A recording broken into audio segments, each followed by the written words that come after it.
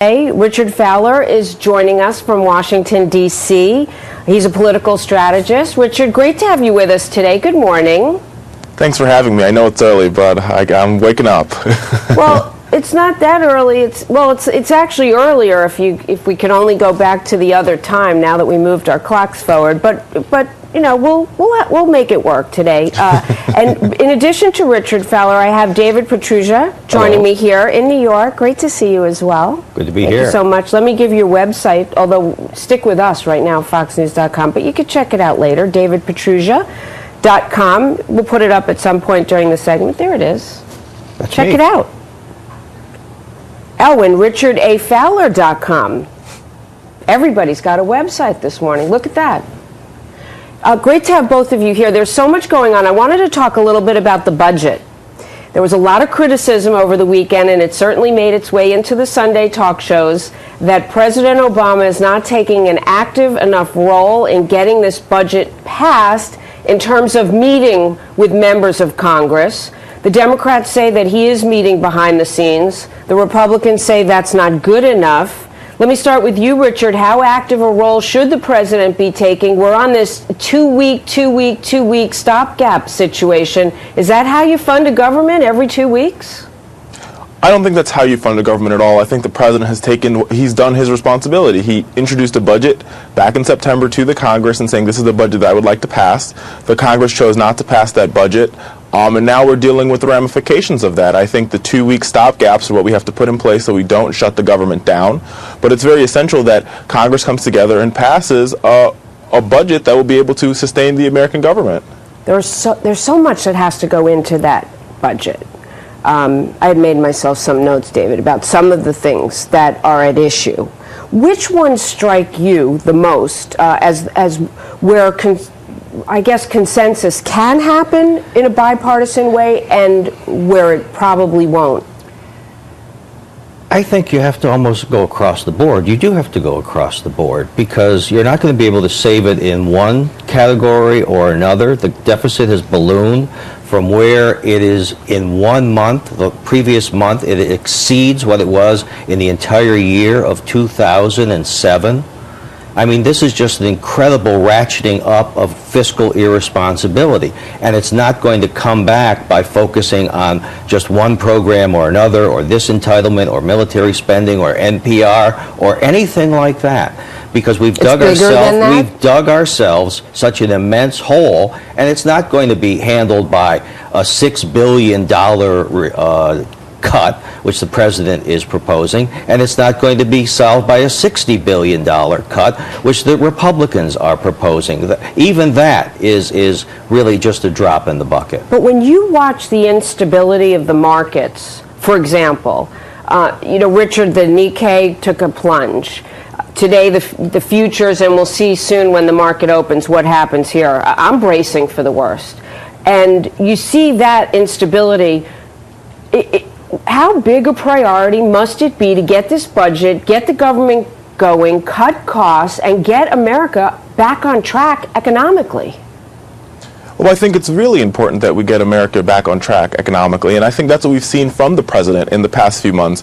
We've seen it in the lame duck when he extended the Bush-era tax cuts to everybody. On top of that, I think we're continuing to see that going into this year, his investments. And in the president's plan, we saw that he's done that by investing in different forms of infrastructure to keep the economy growing and increasing jobs. And we've also seen the president make government more efficient. In case in point, in the Department of Transportation, there were 33 offices that handled highway grants, and in the president's new budget, that will only be 5 offices that are handling those same grants, meaning that we've created a smarter, more workable government in order to make our economy work.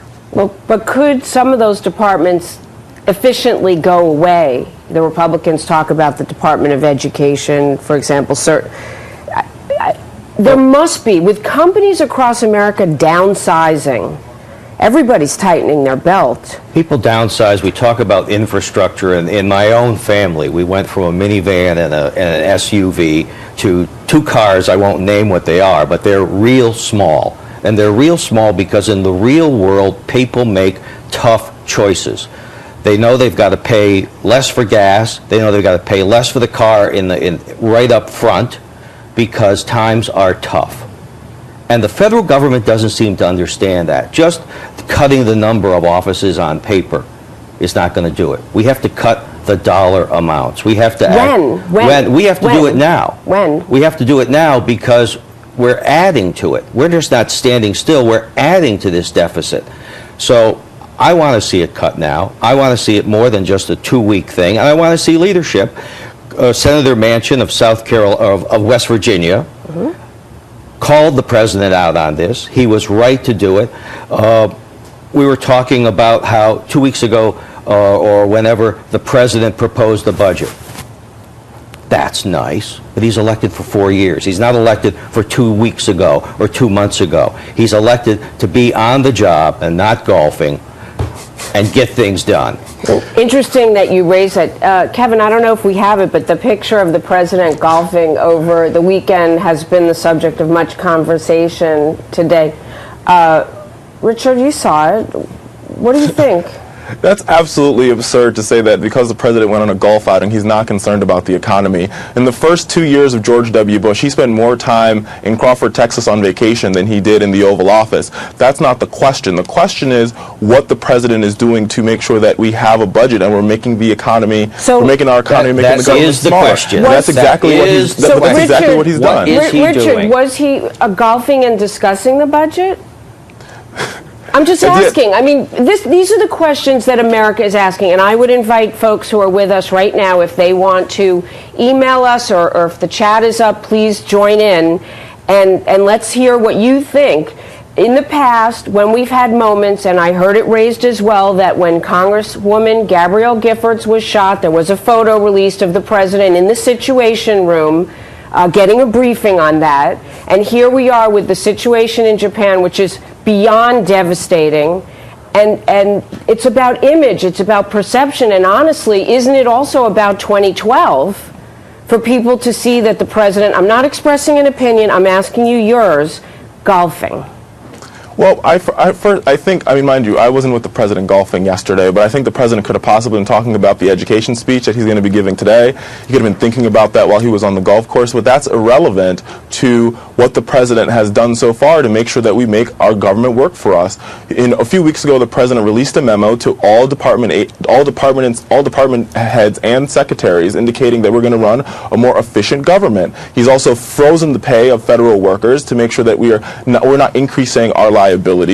He's done a number of things to make sure that our economy is working and we're making smart cuts for our economy. I really think it's almost absurd to say because he went on a golf outing yesterday that he's not concerned and he's not on the job. That's not what we said. That's not what we said. What image does it project to the American people and, more important to the president, the American voter, especially independents who may swing one way or another? They've already swung. That during a weekend, look, I worked double hours this weekend. I mean, a lot of people who are involved in this story in Japan, Shepard Smith was on a plane. A lot of people mobilized. The question is, the president golfed. A lot of us didn't have time for that, and I think some people, not all, do have a problem with it. Let me ask you to weigh in. He also seems to be off message, where he's off kilter as to what's going on, where people are concerned about Japan. They want some leadership on that. They want to know that we're going to be dealing with this in a responsible manner with our own nuclear facilities. And he gives a talk about card check, basically, and ratcheting up, actually, the debate on what's going on in Wisconsin. When you have Libya coming to a boil, he talks about school bullying or something. He always seems to be slightly off message. And if I were a member of the Democratic National Committee, I'd be worried about this. And I think they are worried. But they don't seem to learn from this. At the same time, Richard, I give the president a lot of credit for talking about alternative energy and making those investments that you talk about in our future. The question is, when you look at Japan and you look at all the resources we're sending, that costs money too. When you look at the money that we give Egypt, that costs money too. The question is, at what point do we come up with a budget that we can actually live with rather than just spending what the administration thinks we need to and leaving it for the next generation to worry about? Well, I think every president's going to spend money on international crises such as Libya, such as Egypt, such as Japan. I think what we need on Capitol Hill and what we need in Washington is bipartisanship. I think that, don't get me wrong, I think the Republicans have great ideas on how to fix the budget, as well as the Democrats have great ideas on how to fix the budget. But it's time for us to come together and stop playing, partisan politics on this. And I think that is what the president is trying to say by having conversations with Republicans and also with Democrats. He sent probably the highest ranking official besides himself over to negotiate this. He sent over Vice President Biden to talk about just that. How we create a budget that works for the American people. How we create a budget that wins America's future. I don't think the president's off message at all. I think no matter which president you are, you have to deal with myriads of issues. You have international issues, you have domestic issues, and I think it's with the staff that he has, and it's also just being that everybody in America is able to multitask, the president has the ability to focus on more than one thing at the same time. Yeah, Well, I guess Joe Biden multitasks. I hear you, and I understand what you're saying. Joe Biden was there initially, you're right, to participate in discussions about the budget, and then he was sent overseas. I hope the conversation is completed. I really hope that you are right, that it will come together, and that it will be something we can live with, and that America's prosperity returns. It's something we've always been known about. It's angered other nations, to say the least, that we have that capability to survive and persevere. But this is a frightening time for everybody. And I understand that you have another engagement, and I have to let you go, but I hope you'll come back and talk to us about it more, Richard. Thank you so much for being with us. Thanks for having me. Okay.